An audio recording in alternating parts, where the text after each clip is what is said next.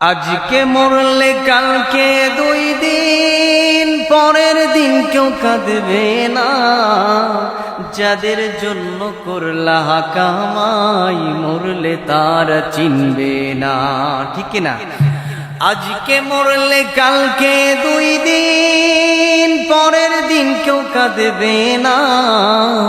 যাদের জন্য করলা কামাই, মরলে তারা চিনবে না। থাকতে সময় করো আমল, ঈমান করো খাঁটি। থাকতে সময় করো আমল, ঈমান করো খাঁটি। শেষ ঠিকানা তোমার আমার 3.5 হাত মাটি। ঠিক কিনা? শেষ ঠিকানা তোমার আমার 3.5 হাত মাটি। আমি আজকের আলোচনার যে বিষয়টা নিয়ে চুজ করেছি, যে বিষয়টা নিয়ে আমি কথা বলবো, আজকে আমি চুজ করেছি আমাদের সকলকেই চলে যেতে হবে। আমরা মারা যাব এই বিশ্বাস আমাদের আছে না নেই? আমাদের এলাকার থেকে অনেক মানুষ তারা চলে গেছে। আমার বন্ধু ছিল, চলে গেছে। আমার ফ্যামিলিতে বসবাস করতাম, আমার বাবা নাই, দাদা নাই, তারা পরকালের জিন্দেগিতে চলে গেছে। দেখি এই বিষয়ে কোরআন আমাদেরকে কি নিউজ দিচ্ছে, কোরআন আমাদের কি নিউজ দেয়, এই বিষয়ে আজকে আমি আপনাদের সামনে উপস্থাপন করব। আল্লাহ পাক যেন আজকের এই অধিবেশন থেকে আমাকে বলার এবং আপনাদেরকে যেন শ্রবণ করার মতো উভয়কেই যেন শক্তি, ধৈর্য এবং সেই তৌফিক দান করে দেন। সকলে বলি আল্লাহুম্মা আমিন। সম্মানিত হাজিরিন, মৃত্যু আমাদের জন্য অনিবার্য। কারণ এই মৃত্যু সম্পর্কে আলোচনা এজন্যই আমি করলাম, কারণ মৃত্যুর ভয়টা যদি আমার আপনার ভিতরে থাকে, তাহলে দুনিয়ার কোনো হারামের প্রতি আমার তীব্র আকর্ষণ হবে না। যদি মৃত্যুর প্রতি আমি আর আপনি এই বিষয়টা যদি আমার ব্রেনকে মেমোরিতে থাকে যে আমাকে চলে যেতে হবে, তাহলে দেখবেন এই ভয় থাকার কারণে আপনি হারাম কাজ করতে পারবেন না, গেলে আপনার অন্তরে বাধা লাগবে। এজন্য আজকের এই অধিবেশনে আমি চুজ করলাম যে মৃত্যু সংক্রান্ত বিষয়ে কোরআন আমাদেরকে কি নিউজ দেয়। সম্মানিত হাজিরিন, আমি একটি আয়াতের কারিমা তিলাওয়াত করেছি। আমি চেষ্টা করব এই আয়াত থেকে 4টা পয়েন্ট বের করেছি। আমি আগে 4টা পয়েন্ট আপনাদের সামনে বলবো, তারপরে এই 4টা পয়েন্টের উপরে এই একটা আয়াতের তাফসীর করে আমি আপনাদের থেকে বিদায় নেব। আল্লাহ পাক যেন আমাকে সেই তৌফিক দান করে দেন। সকলে বলে আল্লাহুম্মা আমিন। সম্মানিত হাজিরিন, 4টা পয়েন্ট। নাম্বার 1, 1 নাম্বার হলো যে মৃত্যু এমন একটা ধ্রুব শত্রু বিষয় যা থেকে তিরস্কার পাওয়ার কোনো বান্দার সুযোগ নাই। আমি এই পয়েন্টগুলো বলতেছি, আপনারা কিন্তু মনে রাখবেন। আমি কিন্তু আপনাদের জিজ্ঞাসা করব। প্রথম নাম্বার পয়েন্ট চলে গেল। দ্বিতীয় নাম্বার পয়েন্ট, বান্দা দুনিয়া থেকে ভালো মন্দ যা কিছু করুক না কেন, পরকালে তাকে দেখানো হবে এবং যা কিছু করবে আল্লাহ রাব্বুল আলামিন তাকে কোনো বিষয়ে কম দেবেন না। 3 নাম্বার পয়েন্ট হলো যে এই দুনিয়া সফল কাম হবে ওই ব্যক্তি যাকে আল্লাহ পাক জাহান্নাম থেকে দূরে রাখবেন, যাকে জান্নাত দান করবেন, সেই ব্যক্তি হবে সফল কাম। 4 নাম্বার পয়েন্ট হলো এই দুনিয়ার জীবনটা হলো একটা ধোঁকার জায়গা। আমি এই 4টা বিষয়ের উপর আলোচনা করব। আল্লাহ পাক যেন আমাকে সুন্দরভাবে আপনাদের সামনে প্রেজেন্ট করার মতো সেই তৌফিক দান করে দেন। আপনাদের মনোযোগ আছে তো? আল্লাহ রাব্বুল আলামিন কোরআনুল কারীমে 3 নম্বর সূরা আলী ইমরানের 185 নম্বর আয়াতে প্রথম অংশে আমাদেরকে জানিয়ে দিচ্ছেন, নাম্বার 1 পয়েন্টও এটাই, মৃত্যু এমন একটা ভব্য শত্রু বিষয় যা থেকে তিরস্কার পাওয়ার কোনো বান্দার সুযোগ নাই। এই আয়াত আলী ইমরানের 185 নম্বর আয়াতের প্রথম অংশে আল্লাহ পাক আমাকে আপনাকে জানিয়ে দিচ্ছেন, কুল্লু নাফসিন যায়িকাতুল মাউত। জোরে বলি আল্লাহু আকবার। আল্লাহ রাব্বুল আলামিন এই আয়াতটা কোরআনুল কারীমে 3টা জায়গায় দিয়েছেন। প্রথমে দিয়েছেন কোরআনুল কারীমে 3 নম্বর সূরা আলী ইমরানের 185 নম্বর আয়াতের প্রথম অংশে আল্লাহ পাক দিয়েছেন। দ্বিতীয় জায়গায় দিয়েছেন কোরআনুল কারীমে 21 নম্বর সূরা আম্বিয়া এর 35 নম্বর আয়াতে আল্লাহ তাআলা দিয়েছেন। কোরআনুল কারীমে আরো একটি জায়গায় দিয়েছেন, সেটি হলো কোরআনুল কারীমে 29 নম্বর সূরা আনকাবুতের 57 নম্বর আয়াতে আল্লাহ পাক দিয়েছেন। আমি কোরআনুল কারীমে 3 নম্বর সূরা আলী ইমরানের 185 নম্বর আয়াতের প্রথম অংশ দিয়ে শুরু করছি। যদি সময় হয় ওই দুইটা জায়গার কথাও আমি আপনাদেরকে সুন্দর করে বুঝিয়ে যাব। যদি সময় হয় আমি আপনাদের সামনে সেটা উপস্থাপন করে যাব। সম্মানিত হাজিরিন, আল্লাহ পাক আমাকে আপনাকে মেসেজ দিয়ে জানিয়ে দিলেন, এই পৃথিবীতে যত আত্মাধারী জীব রয়েছে, মানুষ রয়েছে, সকলকেই মৃত্যুর স্বাদ গ্রহণ করতে হবে। এই বিশ্বাস আমাদের আছে না নাই? মৃত্যুর স্বাদে জন্মই গ্রহণ করতে হবে। আপনি আপনার এলাকাবাসীর দিকে তাকান, যাদের সাথে আপনি চলাফেরা করেছেন আজকে তারা কবরের জিন্দেগিতে ঘুমিয়ে আছে না নাই? অনেক বন্ধুর সাথে আপনি চলাফেরা করেছেন, কিন্তু সেই বন্ধুগুলো আজকে কিন্তু নাই, কবরের জিন্দেগিতে ঘুমিয়ে আছেন। আপনার ফ্যামিলিতে বাবা ছিল, মা ছিল, ভাই ছিল, বোন ছিল, দাদা দাদি ছিল, এভরিথিং, আত্মীয় স্বজন যারা ছিল তারা আজকে নাই। এই আয়াতের জন্যই আল্লাহ পাক আপনাকে আগেই মেসেজ দিয়েছে, এই পৃথিবীতে যত আত্মাধারী জীব রয়েছে, মানুষ রয়েছে, সকলকেই মৃত্যুর স্বাদ গ্রহণ করতে হবে। এই বিশ্বাস আমাদের আছে না নাই? মানুষ চাইলে জাহান্নাম থেকে বাঁচতে পারবেন, কিন্তু মৃত্যু থেকে বাঁচা মানুষের জন্য কোনোদিন সম্ভব নয়। এজন্যই কোনোদিন সম্ভব নয়। মৃত্যু আপনি পৃথিবীর যে স্থানে যেইখানেই অবস্থান করেন না কেন, সেখানেই আপনার মৃত্যু নাগাল সবল দেবে। এই বিশ্বাস আমাদের আছে না নাই? পৃথিবীর সুউচ্চ কোন স্থানেও যদি আপনি অবস্থান করেন মৃত্যু থেকে বাঁচার জন্য, তবুও বাঁচতে পারবেন না। এই আয়াতগুলো আমি আপনাকে এজন্যই বলে যাচ্ছি, যাতে আপনার মেমোরিতে এই বিষয়টা যায়। আল্লাহ পাক নিউজটা কিন্তু আমাদের জন্যই দিয়েছে। আপনি চাইলে মৃত্যু থেকে বাঁচতে পারবেন না, মৃত্যু থেকে বাঁচার কোনো উপায় নেই। এটা যে আমি আপনাদেরকে আজকে বানিয়ে বলছি বিষয়টা এমন নয়। সেই মেসেজটুকু আল্লাহ রাব্বুল আলামিন কোরআনুল কারীমে সুন্দর করে জানিয়ে দিচ্ছেন। কোরআনুল কারীমের 4 নম্বর সূরা, সূরা নিসা এর 78 নম্বর আয়াতে আল্লাহ তাআলা আমাদেরকে মেসেজ দিয়ে জানিয়ে দিচ্ছেন, আইনামা তাকুনু ইউদরিকুমুল মাউতু ওয়ালাউ কুনতুম ফি বুরুজিম মুশাইয়াদা। জোরে বলি আল্লাহু আকবার। আল্লাহ রাব্বুল আলামিন সুন্দর করে মেসেজ দিয়ে জানিয়ে দিচ্ছেন, বান্দাম, এই মৃত্যু থেকে বাঁচার জন্য তুমি যদি পৃথিবীর বাহির রাস্তায়ও গমন করো, এই মৃত্যু থেকে বাঁচার জন্য পৃথিবীর সুউচ্চ কোন স্থানেও যদি অবস্থান করে থাকো, তবু এই মৃত্যু থেকে বাঁচা তোমাদের জন্য কোনোদিন সম্ভব নয়। এই মৃত্যু থেকে চাইলেও বান্দা তুমি বাঁচতে পারবা না। এই বিশ্বাস আমাদের আছে না নাই? এই মৃত্যুর ভয় আপনাকে এজন্যই নিয়ে আসতে হবে। মৃত্যুটা আমাদের ধৈর্য শত্রু বিষয়, এটা থেকে তিরস্কার পাওয়ার কোনো বান্দার সুযোগ নাই। কেন সুযোগ নাই? আপনার এলাকার কত মানুষ যে জানাজায় আপনি অংশগ্রহণ করছেন, তাকে দাফন করে আসতেছেন, ওই জানাজায় যখন আপনি দাঁড়াচ্ছেন তখন এই আয়াতটা আপনার বুঝে নেওয়া উচিত ছিল যে আল্লাহ পাক এই মেসেজটা আগেই দিয়েছে, সকল প্রাণীকে মৃত্যুর স্বাদ গ্রহণ করতে হবে। এই মেসেজটা যদি আপনি তখন ওই জানাজার নামাজে দাঁড়িয়ে যদি আপনি অনুধাবন করতে পারেন, তাহলে অবশ্যই আপনার ভিতরে এই মৃত্যুর ভয়টা থাকবে। দুনিয়ার হারামের প্রতি তীব্র আকর্ষণ কোনো কিছু আপনাকে গ্রাস করতে পারবে না। আপনি দেখেন এই মৃত্যুটা এমন ধৈর্যশত্র বিষয়।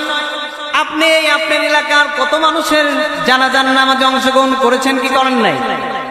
কত মানুষের নামাজের জানাজায় আপনি অংশগ্রহণ করছেন, অথচ সেইখান থেকে আপনার শিক্ষা নেওয়ার কিন্তু বাস্তব উদাহরণ কিন্তু ওইটা, এইখানেই কিন্তু বাস্তব শিক্ষা রয়েছে। দেখেন তো এই গজলের কথাগুলো মেলে কিনা? কত জানাজার পড়েছি নামাজ, দিয়েছি কত দাফন, ঠিক কিনা? কত মানুষের জানাজায় আমি আর আপনি দাঁড়াচ্ছি এবং কত মানুষকে দাফন করে চলে আসতেছি। সেই মসজিদের খাটিয়ালিতে যা আমার বাড়ির সামনে গিয়ে দাঁড়িয়ে যাবে। এই যে আল্লাহ পাক আমাদেরকে মেসেজ দিয়ে জানিয়ে দিলেন মৃত্যু আমাদের জন্য অনিবার্য, এটা থেকে বাঁচার কোনোদিন সম্ভব নয়। এই কথাগুলো সেই কথা আপনাকে স্মরণ করিয়ে দিচ্ছে। কত জানাজার পড়েছি নামাজ, দিয়েছি কত দাফন, কোথায় যেন আছে আমারও তৈরি সাদা কাফন। কত জানাজার পড়েছি নামাজ, দিয়েছি কত দাফন, ঠিক কিনা?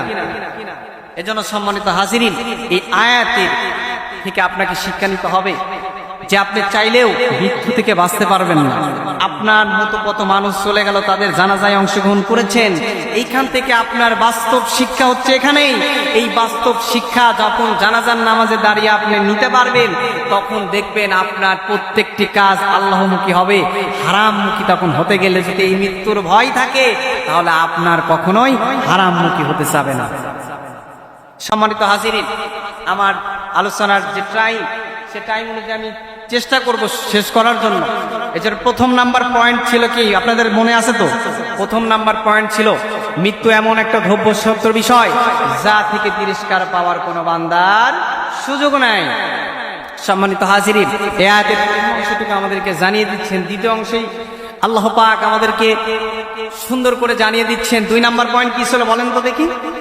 2 নাম্বার পয়েন্ট ছিল বান্দা দুনিয়া থেকে ভালো মন্দ যা কিছু করুক না কেন, যেটার উপর ভিত্তি করে সে যাবে, পরকালে আল্লাহ পাক সেই অনুযায়ী তাকে আমল দিবেন, প্রতিদান দিবেন, এবং যা কিছু সে করবে সেই বিষয়ে আল্লাহ পাক পরকালে তাকে দেখাবেন। এই বিশ্বাস আমাদের আছে না নাই? আমি এই দিকে আপনাদেরকে নিয়ে যাচ্ছি। পয়েন্টটাকে শুরু করি। আল্লাহ রাব্বুল আলামিন কোরআনুল কারীমের 3 নম্বর সূরা আলে ইমরানের 185 নম্বর আয়াতের দ্বিতীয় অংশে আমাদেরকে জানিয়ে দিচ্ছেন, ওয়া ইন্দামা তুওয়াফাউনা উজুরাকুম ইয়াওমাল কিয়ামাহ। জোরে বলি আল্লাহু আকবার। আল্লাহ রাব্বুল আলামিন আমাদেরকে সুন্দর করে জানিয়ে দিচ্ছেন, বান্দা দুনিয়া থেকে তুমি ভালো মন্দ যা কিছু করো না কেন, দুনিয়া থেকে তুমি যেইটা করে নিয়ে আসবা, যদি আল্লাহর জন্য ভালো রান তুমি নিয়ে আসো, পরকালে আল্লাহ পাক তোমাকে ওই ভালো রানের বিষয়টা তোমাকে দেবেন। আর যদি খারাপ রানের বিষয়টা তুমি নিয়ে আসো, সেই অনুযায়ী তোমাকে প্রতিদান দেওয়া হবে। সম্মানিত হাজিরিন, এখানে আমি আপনাদেরকে আরো একটু বিষয়টা বুঝিয়ে ক্লিয়ার করে দিচ্ছি। আল্লাহ রাব্বুল আলামিন বলেন, দুনিয়া থেকে ভালো মন্দ যা কিছু করো না কেন বান্দা, যা কিছু করবা সেই অনুযায়ী তোমাকে প্রতিদান দেওয়া হবে। সেই কথা আল্লাহ রাব্বুল আলামিন এখানে নয়, কুরআনুল কারীমে 36 নম্বর সূরা ইয়াসিনের 54 নম্বর আয়াতে আল্লাহ তাআলা আমাদেরকে মেসেজ দিয়ে আবার স্মরণ করে দিলেন, ফালিয়াউমা লা তুযলামু নাফসুন শাইআন ওয়া লা তুজজাউনা ইল্লা মা কুনতুম তা'মালুন। জোরে বলি আল্লাহু আকবার। আল্লাহ রাব্বুল আলামিন আমাদেরকে সুন্দর করে মেসেজ দিয়ে জানিয়ে দিলেন, বান্দা দুনিয়া থেকে তুমি যা কিছু করবা সেই অনুযায়ী পরকালে তোমাকে প্রতিদান দেওয়া হবে, কোনো বিষয়ে তোমাকে কম দেওয়া হবে না। দুনিয়ার একটা বিচার মামলাতে গেলে এলাকার আর এক এলাকার সাথে যদি একটু দ্বন্দ্ব লাগে, এক ফ্যামিলি আর এক ফ্যামিলির সাথে দ্বন্দ্ব লাগতেই পারে, ভাই ভাইয়ের সাথে দ্বন্দ্ব লাগে, একটা বিচার কার্যালয়ে যদি আমরা বসি, একটা মীমাংসার জন্য যদি বসি, সেই রায়টা এদিক ওদিক হয় কি হয় না, এদিক সেদিক হতে পারে। আল্লাহ পাক আপনাকে সেটাই জানিয়ে দিচ্ছেন যে দুনিয়ার রায় এদিক ওদিক হতে পারে, কিন্তু বান্দা তোমার এটা চিন্তা করার দরকার নাই, দুনিয়া থেকে আমি আমল করেছি, পরকালে আমাকে কোনো বিষয়ে কম দেওয়া হবে, এটা তোমার চিন্তা করার দরকার নাই। বান্দা দুনিয়া থেকে তুমি যতটুকু আমল করবা সেই অনুযায়ী তোমাকে পরকালে যিনি প্রতিদান দিয়ে দিবেন তিনি কে? সম্মানিত হাজিরিন, আপনি দুনিয়া থেকে যে আমলটা করে নিয়ে যাবেন, আপনার এটা চিন্তা করার দরকার নাই যে দুনিয়া থেকে আমি আমল করেছি, পরকাল হয়তো আল্লাহ পাক আমাকে কম দেবে। নো, যে আমল আপনি করবেন সেই অনুযায়ী আপনাকে প্রতিদান দিয়ে দিবেন। যদি ভালো আমল করেন, জান্নাতের যিনি ব্যবস্থা করে দিবেন তিনি কে? আর যদি আপনি নেগেটিভ খারাপ আমল করেন, শয়তানের দেখানো পথে আপনি চলেন, দিনের পথে না চলেন, তাহলে অবশ্যই আপনার জন্য যিনি জাহান্নামের ব্যবস্থা করে রেখেছেন তিনি কে? সম্মানিত হাজিরিন, এই আয়াতের আরেকটা বিষয় যদি আমি আপনাদেরকে ক্লিয়ার করে দেই, কোনো বিষয় আল্লাহ পাক কম দেবেন না। এবং আরেকটা বিষয় আমি আপনাদেরকে বোঝানোর জন্য বলি, সেটা হচ্ছে আল্লাহ রাব্বুল আলামিন এই যে দুনিয়া থেকে আমরা যে আমলটা করে যাচ্ছি, দুনিয়া থেকে যে আমলগুলো আমরা করে যাচ্ছি, অন্যায় করতেছি, ভালো আমল করতেছি, এই বিষয়কে আল্লাহ পাক দেখেন কি দেখেন না? বলেন বলেন। আপনার কি এই বিশ্বাসটা অনুধাবন হয় যে দুনিয়া থেকে এত আমল করেছি? আপনার এমন প্রশ্নও জাগতে পারে যে হুজুর, আমরা তো দুনিয়া থেকে অনেক আমল করেছি বা অনেক খারাপ কাজ করেছি, ছোট থেকে ক্ষুদ্র থেকে অনেক, যেটা ছোট ছোট গুনাহ করে ফেলেছি, এতগুলো আমাদেরকে কিভাবে দেখাবে? আল্লাহ পাক এতগুলো কিভাবে আমাদেরকে দেখাবে? এরকম প্রশ্ন হতে পারে। আমি আপনাদেরকে ক্লিয়ার করে দেই একটু বোঝানোর জন্য, মনোযোগ আছে তো সবার? একটু ক্লিয়ার করে দেই।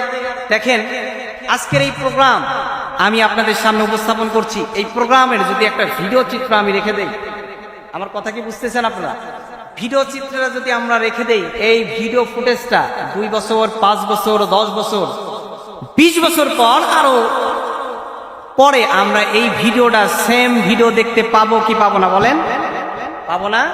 তাহলে এখান থেকে আপনাকে বুঝতে হবে দুনিয়ার ক্যামেরার পাওয়ারফুল শক্তি যদি এত হয়, যে রব্বে কারিম গোটা বিশ্বকে পরিচালনা করছেন, যে আমাদের সৃষ্টিকর্তা পালনকর্তা গোটা বিশ্বকে পরিচালনা করছেন, মানব জাতির প্রত্যেকটা মানুষকে যিনি অবগত করে সব কিছু পরিচালনা করছেন, সে রব্বে কারিমের ক্যামেরার পাওয়ারফুল শক্তি আরো দ্বিগুণ আছে না নাই?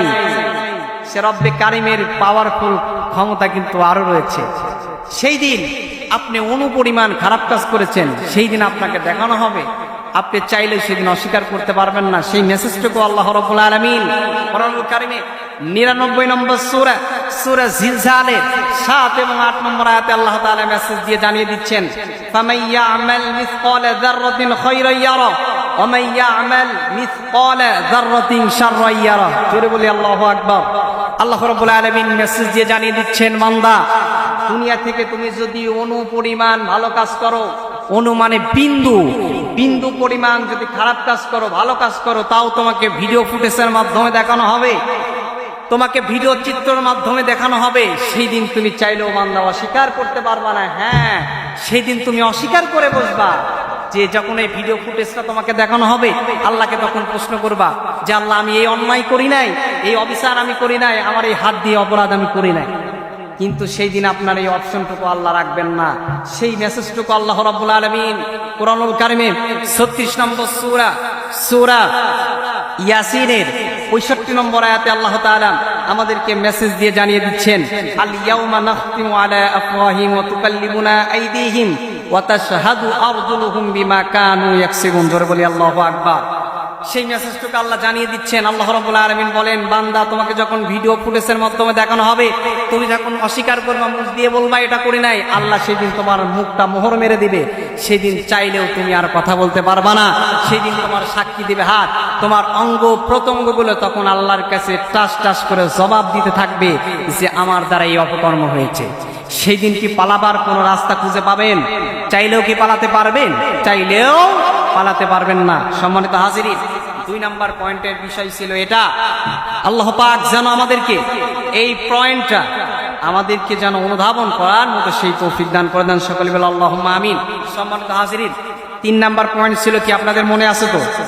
3 নম্বর পয়েন্ট ছিল, সেই ব্যক্তি হবে সফল কাম যাকে আল্লাহ রাব্বুল আলামিন জাহান্নাম থেকে দূরে রাখবেন, যাকে জান্নাত দান করবেন, সেই ব্যক্তি হবে সফল কাম। আমি আরেকটা আপনাদেরকে ক্লিয়ার করে দেই। আল্লাহ রাব্বুল আলামিন 3 নম্বর সূরা আল ইমরানের 185 নম্বর আয়াতের মাঝের অংশে আল্লাহ জানিয়ে দিচ্ছেন, ফামান যুহজিগা আনিন নারি ওয়া উদখিলাল জান্নাতা ফাকাদ ফাজ। জোরে বলি আল্লাহু আকবার। আল্লাহ রাব্বুল আলামিন সুন্দর করে মেসেজ দিয়ে আমাকে আপনাকে জানিয়ে দিলেন, সেই ব্যক্তি হবে সফল কাম যাকে আল্লাহ পাক জাহান্নাম থেকে দূরে রাখবেন, যাকে জান্নাত দান করবেন, সেই ব্যক্তি হবে সফল কাম। কিন্তু দুনিয়ার জিন্দেগিতে, দুনিয়ার প্ল্যাটফর্মে আজকে আমরা সফল কাম খুঁজি কোথায়?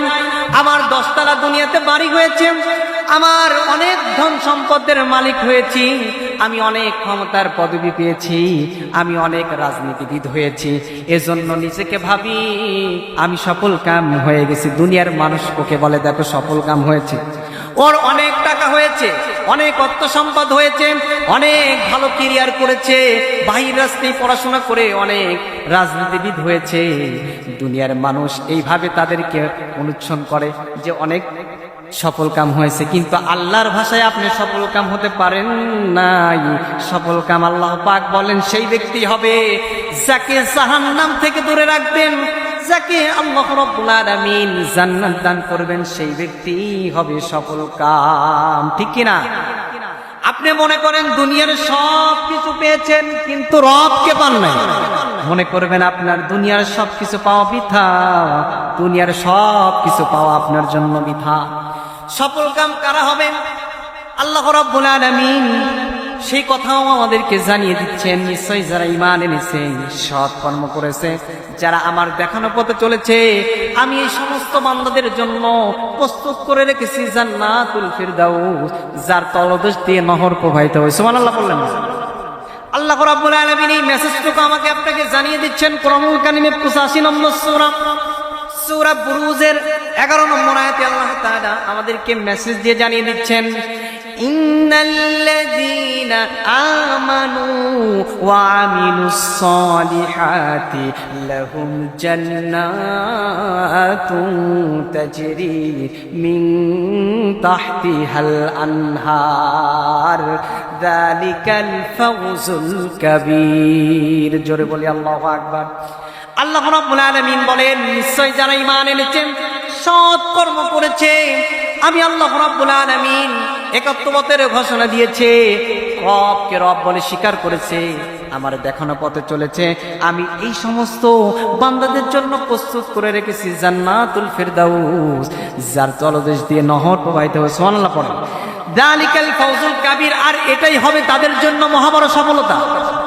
তাহলে সফলতা, সফল কাম খুঁজে পেয়েছেন কি? দুনিয়ার অর্থ সম্পদে সফল কাম নয়, দুনিয়ার অর্থ সম্পদে সফল কাম নয়। সফল কাম আপনি সেই দিনই হতে পারবেন যেই দিন আল্লাহ পাক আপনাকে জান্নাত দান করবেন, সেই দিন আপনি সফল কাম হতে পারবেন। সম্মানিত হাজিরিন, আমি দোয়া করি আল্লাহ পাক আমাদের এখানে যত মানুষগুলোকে অ্যাটেন্ড করেছে সকলকেই যেন সফল কাম ব্যক্তিদের অন্তর্ভুক্ত করে দেন। সকলে বলে আল্লাহুম্মা আমিন। সম্মানিত হাজিরিন, 3 নাম্বার পয়েন্ট চলে গেল, লাস্ট পয়েন্ট যেটা আপনাদেরকে বলার জন্য, আমি সুন্দরভাবে একটু আপনাদেরকে বোঝানোর জন্য এই পয়েন্ট আপনারা একটু মনোযোগ দিয়ে শুনবেন। 4 নাম্বার পয়েন্ট আপনাদের মনে আছে? 4 নাম্বার পয়েন্ট বলেছিলাম, এই দুনিয়ার জীবনটা হলো একটা ধোকার জায়গা, এইখান থেকে আমাদের কিছু মেসেজ নিতে হবে। এই মেসেজটুকু দেখেন তো আমাদের, দেখেন দুনিয়ার প্ল্যাটফর্মে দেখেন তো আজকে আসলে বাস্তবতার সাথে মিলে কিনা। আল্লাহ রাব্বুল আলামিন বলেন, এই দুনিয়ার জীবনটা হলো একটা ধোকার জায়গা। কেন ধোকার জায়গা? আমি যদি আপনাদেরকে একটু ক্লিয়ার করে বোঝায় দেই, আপনাদের মনোযোগ আছে তো? দেখেন কেন ধোকার জায়গা, আমি যদি আপনাদেরকে একটু বোঝায় দেই। মনে করেন প্রচন্ড পরিমাণে বৃষ্টি হচ্ছে, আপনার এলাকায় প্রচন্ড আকারে বৃষ্টি হচ্ছে, আপনি মারা গেছেন, আপনার এলাকাবাসী সকলে আপনাকে লাস্টবার দেখার জন্য ছুটে এসেছে, আপনার আত্মীয় স্বজন এসেছে। আসার পরে আপনার স্ত্রী এবং সন্তান বলছে এলাকাবাসীকে, আজকে এত পরিমাণ বৃষ্টি হচ্ছে, আবার বাবাকে এবং বা আপনার ওয়াইফ যদি বলে যে আমার হাজবেন্ডকে এই বৃষ্টির দিনে দাফন করার দরকার নাই, এই বিষয়টা যদি আপনার এলাকাবাসীর কাছে যদি পেশ করে, এখন আমার প্রশ্ন, আপনারা বলেন তো দেখি, আপনার এলাকাবাসী এই প্রশ্ন যে করলেন এটা কি রাখবে? আপনাকে কি তখন আর রাখবে তারা? আপনার সন্তান বললো যে আজকে বৃষ্টি হচ্ছে, প্রচন্ড আকারে দাফন করার দরকার নাই, আপনার কথা কি তখন রাখবে? কখনোই রাখবে না। আপনাকে নিয়ে তারা চলে যাবে, মসজিদের খাটিয়ানিটা নিয়ে আপনার বাড়ির সামনে গিয়ে দাঁড় করাই দিবে। দাঁড় করানোর পরে আপনার আত্মীয় স্বজন সকলে লাস্ট বার আপনাকে দেখার জন্য ছুটে আসবে, আপনার জন্য নতুন কাপড় কেনার জন্য এলাকাবাসী আত্মীয় স্বজন দৌড়াদৌড়ি করবে, আপনার ঝাড়ের বাঁশটা কেটে আপনার জন্য রেডি করা হবে এবং আপনাকে গোসলের ব্যবস্থা করবে। তারা গোসলের ব্যবস্থা করে আপনাকে চেন ওয়ালা জামাগুলো খুলবে, খোলার পরে চেনবিহীন 3খানা 5খানা কাপড় দিয়ে আপনাকে মুড়িয়ে দিবে কি দিবে না? আপনার এই সমস্ত আত্মীয় স্বজনগুলো আপনাকে নিয়ে নিষ্ঠুর মতো, তারা কোনো কথা শুনবে না, জানাজার নামাজের মাধ্যমে আপনাকে নিয়ে গোরস্থানে, আপনার এলাকার যে গোরস্থানের দিকে রওনা হবে কি হবে না বলেন? রওনা হয়ে যাবে। আপনি কে মাটি দিয়ে তারা চলে আসলো। আপনি কবরের জিন্দেগিতে গেলেন, যাওয়ার পরে আপনি কবরের জিন্দেগিতে রাখার পরে আপনি যদি তখন বলেন যে আমার সন্তান, আমার ভাই, আমার এলাকাবাসী, আমার বন্ধু বান্ধব, তোমরা আজকে আমাকে কোথায় রেখে যাচ্ছ, এইভাবে যদি আপনি চিৎকারও করতে থাকেন, আপনার জবান, আপনার উচ্চারিত এই কথার শব্দগুলো কি আপনার এলাকাবাসী বা বন্ধু বান্ধব বা ছেলে সন্তান এইগুলোকে তারা শুনবে? তারা আর কখনোই কিন্তু এই সমস্ত কথাগুলো শুনতে পারবে না। তখন আপনার এলাকাবাসী, আত্মীয় স্বজন নিষ্ঠুর মতো আপনাকে মাটি চাপা দিয়ে চলে আসবে। আপনি কবরের জিন্দেগিতে চলে গেলেন, যাওয়ার পর আপনি আফসোস করবেন আর বলবেন, হায় আল্লাহ, দুনিয়ার জীবনটা ছিল একটা ধোকার জায়গা, আমি বুঝতে পারি নাই। আপনি আফসোস করবেন আর বলবেন, যদি আপনার ফলাফল নেগেটিভ হয় তখন আফসোস করবেন আর বলবেন, ওমাল হায়াতুদ দুনিয়া ইল্লা মাতাউল গুরুর। সেই দিন আপনি আফসোস করবেন আর বলবেন, হায় আল্লাহ, দুনিয়ার জীবনটা ছিল একটা ধোকার জায়গা। কবরের জিন্দেগিতে যাওয়ার পরে আপনি আফসোস করবেন আর বলবেন, হায় আল্লাহ, আমি দুনিয়ার জিন্দেগিতে থাকতে কেন যে সুদ খাইলাম, দুনিয়ার জিন্দেগিতে থাকতে কেন ঘুষ খেয়েছিলাম, দুনিয়ার জিন্দেগিতে থাকতে আমি কেন ভাইয়ের সম্পদ আমি অন্যায়ভাবে আমার ক্ষমতা ছিল দখল করে খেয়েছি।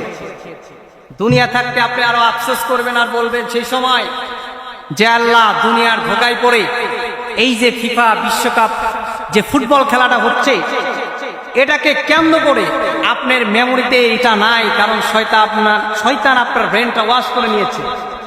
আপনি এই যে কাদেরকে সাপোর্ট করছেন, কাদেরকে ভালোবাসছেন, একমাত্র ভালোবাসা পাওয়ার যোগ্য হলো মহানবী, মহান আরশের রব আল্লাহ সুবহানাহু ওয়া তাআলা এবং মুহাম্মদুর রাসূলুল্লাহ সাল্লাল্লাহু আলাইহি ওয়াসাল্লাম। কিন্তু আজকের বাংলার যুবক এবং বাংলার মুসলমান আজকে ভালোবাসাটা কোথায় বিলিয়ে দিচ্ছে? আজকে কোথায় সাপোর্ট করছে তাদের?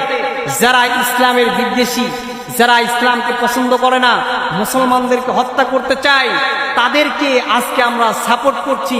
এই সাপোর্ট তো নয় শুধু তাদের, আমরা সাপোর্ট করে কি বোঝাতে চাচ্ছি? তাদের পতাকা বাড়ির সামনে টানিয়ে দিয়ে এটা আমরা কি বোঝাতে চান? আপনি আমাকে বোঝান, আল্লাহকে কি বোঝাতে চাচ্ছেন? আমি আপনাদেরকে বলি, ভাই, এই যে আপনি ভালোবাসাটা দেখাচ্ছেন তাদের জন্য, আপনি এটা মনে রাখেন, তাদের এই ভালোবাসা দেখানোর কারণে আপনার জান্নাত থেকে আপনি দূরে সরে যাচ্ছেন। এই চিন্তা ধারণা কি আপনার আছে? আপনার এই চিন্তা ধারণা শয়তান ব্রেনটা ওয়াশ করে আপনাকে ঘুরিয়ে নিয়েছে। এজন্য আপনার মহব্বত চলে গেছে সেই বিদেশি, যেই সমস্ত ইসলাম বিদ্বেষী, তাদের সাথে আপনার মহব্বত তৈরি হয়ে গিয়েছে। কারণ আপনার মহব্বত যার সাথে হবে, আপনার কিয়ামতটাও তার সাথে হবে। রাসূলের হাদিস। আপনি এখান থেকে শিক্ষা নিতে পারছেন না, আপনি খেলায় মেতে আছে। আরেকটা আশ্চর্যজনক বিষয়, সেটা হলো বাংলার যুবক মুসলমান এতটাই নির্লজ্জ আকারে চলে গেছে, যেটা আমার ভাবতেও অবাক লাগে, যে আজকে ভালোবাসাটা কাদের জন্য মিলিয়ে দিচ্ছে? যে রব্বে কারীম আমাকে আপনাকে সুন্দর করে গঠন প্রণালী দিয়ে সৃষ্টি করেছেন, শারীরিক সুস্থতা দিয়েছেন, যার অপরন্ত নিয়ামত আমরা ভোগ করতেছি, সে রব্বে কারীমের প্রতি আমাদের কি দয়া! ভোর 4টার সময় উঠে আপনি খেলা দেখছেন, অথচ যে রব্বে কারীম আপনাকে সৃষ্টি করেছে, অপরন্ত নিয়ামত দিয়েছে, তার প্রতি শুকরিয়া আদায়কে তার জন্য কি সিজদাটা দিতে পেরেছেন? পারেন নাই। 4টার সময় আপনি খেলা দেখার জন্য উঠতে পারছেন, আর নামাজের জন্য আপনি উঠতে পারেন না। মনে করতে হবে আপনার ইমানের গাফিলতা রয়েছে, আপনার ইমান দুর্বৃত হয়ে যাচ্ছে, আপনার ইমান থাকতেছে না। মনে রাখবেন, এটা কিন্তু আপনার জাহান্নামে যাওয়ার জন্য উপযুক্ত কারণ। এই সমস্ত বিষয়গুলো নিয়ে আপনি সেই দিন আফসোস করবেন আর বলবেন, ওয়ামাল হায়াতুদ দুনিয়া ইল্লা মাতাউল গুরুর। আয় আল্লাহ, দুনিয়ার জীবনটা আসলেই একটা ধোকার জায়গা, যেটা আমরা বুঝতে পারি নাই। ফিফা ওয়ার্ল্ড কাপ থেকে শুরু করে আমরা এই সমস্ত ইসলাম বিদ্বেষী এই সমস্ত বিষয়গুলো নিয়ে, আমরা হারাম কর্মকাণ্ড নিয়ে আমরা ভরপুর হয়েছিলাম। সেই দিন আপনি চাইলেও এই সমস্ত বিষয়গুলো নিয়ে আফসোস করবেন আর বলবেন, চাইলেও সেদিন কি আর মাপ পাবেন? কখনোই সেদিন আপনি মাপ পারবেন না। আরো বিষয় যেগুলো রয়েছে সেগুলো নিয়ে আপনি আফসোস করতে থাকবেন। আপনার ফ্যামিলিতে সন্তান রয়েছে, তাদেরকে আপনি সঠিকভাবে মানুষ করতে পারছেন না। এই যে আপনার সন্তান ফিফা ওয়ার্ল্ড কাপকে নিয়ে বাড়ির সামনে পতাকা তারা এইগুলোকে সাপোর্ট করছেন। আপনার বাপ, আপনি তো বাবা, আপনার তো এখানে আপনার আন্ডারে সন্তানটা ছিল, আপনার উচিত ছিল এই ছেলেকে এই ইসলাম বিদ্বেষী কারবার থেকে আপনার হেঁটিয়ে নিয়ে আসা, কিন্তু আপনার সেখানে কোনো ভূমিকা নাই। এজন্য সম্মানিত হাজিরিন, এই সমস্ত বিষয়গুলো নিয়ে আপনি আফসোস করবেন আর বলবেন, আয় আল্লাহ, দুনিয়ার জীবনটা ছিল ধোকার জায়গা, আমি বুঝতে পারি নাই। আরো এভরিথিং, যে সমস্ত দেশে এখন যে পরিমাণ আপনার অপকর্ম হচ্ছে, নির্যাতন করছে, শিশু ধর্ষণ, আরো এভরিথিং, চাঁদাবাজি থেকে শুরু করে যে সমস্ত কর্মকাণ্ডগুলো আপনি এখন করে যাচ্ছেন, খুন থেকে লুটতরাজ থেকে যা করে যাচ্ছেন, এই সমস্ত বিষয় সেদিন আপনি আফসোস করবেন আর বলবেন, আয় আল্লাহ, দুনিয়ার জীবনটা ছিল ধোকার জায়গা, আমি বুঝতে পারি নাই। সেদিন বুঝেও আর লাভ হবে না। একটা বিষয় মনে রাখেন, দুনিয়ার যদি একটা জিন্দেগিতে আপনি একটা মামলাতে যদি ফেসে যান, মনে করেন একটা ভাইয়ের সাথে দণ্ড লেগেছে, মামলা করেছে, এক এলাকা আর এক এলাকার সাথে দণ্ড লাগতেই পারে, মামলা করেছে। এই দুনিয়ার একটা মামলা থেকে আপনি রক্ষা পাওয়ার জন্য আপনি যাবেন কোথায়? আদালতে। আদালত যদি না পারে, আপনি কোথায় যাবেন? উচ্চ আদালতে। উচ্চ আদালত যদি না পারে, সুপ্রিম কোর্টে। এভাবে আপনি স্থান চেঞ্জ করতে পারবেন। কিন্তু বাবা, কিন্তু ভাই, পরকালে যদি একটা মামলাতে আপনি ফেসে যান, সেই দিন পালাবার রাস্তা কিন্তু খুঁজে পাবেন না, ঠিক কিনা? সম্মানিত হাজিরিন, এই আয়াত থেকে আমাদের শিক্ষা নিতে হবে। এই আয়াতের 4টা পয়েন্ট। প্রথম নাম্বার পয়েন্ট, মৃত্যু একটি ধৈর্যসূত্র বিষয়, যা থেকে তিরস্কার পাওয়ার কোনো মানুষের সুযোগ নাই। 2 নাম্বার পয়েন্ট, বান্দা দুনিয়া থেকে ভালো মন্দ যা কিছু করুক না কেন, পরকালে আল্লাহ পাক তাকে দেখাবেন। 3 নাম্বার পয়েন্ট হলো, সফলকাম ওই ব্যক্তি হবে যাকে আল্লাহ পাক জাহান্নাম থেকে দূরে রাখবেন, যাকে জান্নাত দান করবেন, সেই ব্যক্তি হবে সফলকাম। 4 নাম্বার পয়েন্ট হলো, এই দুনিয়ার জীবনটা ছিল একটা ধোকার জায়গা। সম্মানিত হাজিরিন, এই যে ধোকার জায়গা থেকে বাঁচার জন্য এবং এই মৃত্যু হওয়ার পরে আমরা যদি সাকসেসফুল হব এবং আমরা পরকালে জান্নাত লাভ করব, সেই দিক নির্দেশনার একটা গাইডলাইন স্বরূপ আমাদেরকে একটা কিতাব দিয়েছেন। বলেন তো সেই কিতাবটার নাম বলেন? এই মৃত্যু আমাদের জন্য জান্নাতের মৃত্যু হবে, আমরা মারা যাব, আমরা জান্নাতে যাব, এর জন্য আমাদের কিন্তু একটা দিক নির্দেশনা দিয়ে গিয়েছেন। কিন্তু বড্ড আফসোসের বিষয়, সেই দিক নির্দেশনা আমরা কেউ মানতে পারি না। আমরা সেই দিক নির্দেশনাটা অনুসরণ করতে পারছি না, বিধায় আমাদের জন্য জান্নাতে যাওয়া সম্ভব হচ্ছে না। সেই সময় আপনি আফসোস করে বসবেন এই দিক নির্দেশনা না মানার কারণে। সেই মেসেজটুকু আমি আপনাদেরকে আজকে দিয়ে যাই। আল্লাহ রাব্বুল আলামিন কোরআনুল কারীমে 14 নম্বর সূরা ইব্রাহিমে 1 নম্বর আয়াতে আল্লাহ তাআলা জানিয়ে দিচ্ছেন, কিতাবুন আনজালনাহু ইলাইকা লিতুখরিজান নাসা মিনাজ যুলুমাতি ইলান নূর। জোরে বলি আল্লাহু আকবার। I have noveled this book to you so that you can bring the people from darkness to light. আল্লাহ রাব্বুল আলামিন নবীকে সম্বোধন করে বলেন, আমি আপনার উপরে এই কিতাবটা নাজিল করেছি, আমি আপনার উপরে এই কিতাবটা নাজিল করেছি এজন্যই যাতে করে আমার বান্দারা, দুনিয়া থাকা যে সমস্ত বান্দাগুলো অন্ধকার পথের দিকে ধাবিত হবে, অন্ধকার পথের দিকে চলাফেরা করবে, দুনিয়ার নানান হারাম কর্মকাণ্ডে চলাফেরা করবে, তাদেরকে যাতে আপনি এই অন্ধকার যুগ থেকে বাহির করে তাদেরকে আলোর দিকে নিয়ে আসতে পারেন, এজন্য আমি আপনার উপরে এই কোরআনটা গাইডলাইন স্বরূপ কিতাবটা নাজিল করে দিয়েছি। সুবহানাল্লাহ। এই কিতাবটা নাজিল করেছেন এজন্যই যাতে করে আমাদেরকে আল্লাহ রাব্বুল আলামিন যাতে আমাদেরকে জান্নাতে যাওয়ার জন্য দিয়েছেন, যাতে করে আমরা অন্ধকার যুগ থেকে বাইর হয়ে আলোর দিকে চলতে পারি। অন্ধকার যুগটা কি সেটাও তো বোঝা লাগবে। রাতে যে অন্ধকার দেখি সেই অন্ধকার নাকি? লাইট ছাড়া চলতে পারি না, সেই অন্ধকার নাকি? এটা সেই অন্ধকার না।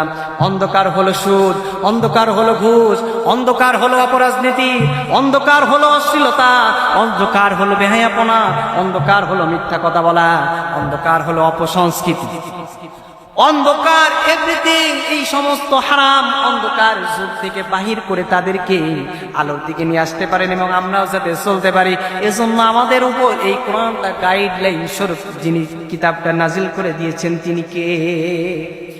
সম্মানিত হাজিরিন, এই কিতাব আমাদের জন্য কতটুকু কল্যাণকর, কতটুকু বরকতময়, আমাদের জন্য কতটুকু হেদায়েতের বার্তা, আমাদের জন্য কতটুকু উপকারজনক, এই মেসেজটা আমি আপনাদেরকে একটু দেই। একটা উদাহরণ আমি আপনাদেরকে দেই। আমরা এখানে যারা সমবেত রয়েছি সকলের প্রায় ম্যাক্সিমাম মানুষের বাড়ি কোরআন শরীফ আছে না নেই? আছে না নেই? অনেকের কোরআন শরীফ রয়েছে সুকেশের উপরে, অনেকের আলমারির উপরে, আবার অনেকের ঘরের উচ্চ স্থানে রয়েছে, আছে না নেই? এমনও জায়গায় কোরআন শরীফ রয়েছে তারা খুলেও দেখে না, ওইখানেই কিন্তু রয়েছে। এই কোরআনটা কত দামি, এই কোরআনটা কত দামি, এই কোরআনটা কত টাকা বা কত দামি যে একটা সম্পদ। এত বড় সম্পদ থাকার পরেও আজকে কিন্তু আমরা গরিব, কারণ কোরআন থেকে আমরা দূরে। কেন গরিব? আমি একটা উদাহরণ, একটা যদি গল্প আমি আপনাদের সামনে পেশ করি, দেখেন যে এই কোরআনটা কত দামি সম্পদ, তারপরেও আজকে আমরা গরিবের মতো চলি। গরিব হব কেন হব? একটা উদাহরণ দেওয়ার জন্য বলি। মসজিদের পাশে বসে এক বুড়িমা ভিক্ষা করছিলেন, মসজিদের পাশে বসে। তো হঠাৎ মসজিদের নামাজ শেষ করে এক ভাই এসে দাদিমাকে বলছে, আচ্ছা দাদিমা, আপনি এই বয়সে, আপনার যে বার্ধক্য, যে বয়সে আপনি উপনীত হয়েছেন, এই বয়সে আপনি ভিক্ষা করছেন, আপনার কি বাসায় ছেলে সন্তান নাই?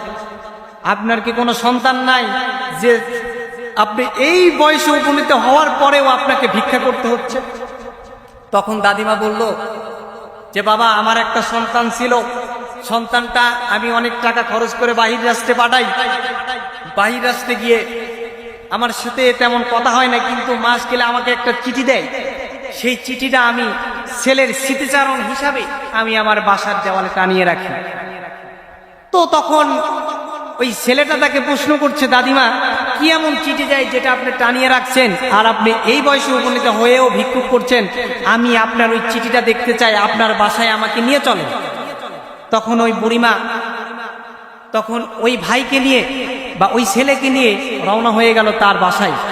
বাসায় যাওয়ার পরে তখন ওই দেওয়ালটা দেখালো যে বাবা দেখো, এই দেওয়ালে আমি এগুলো টানিয়ে রাখছি। তখন ওই ছেলে বলছে, দাদিমা,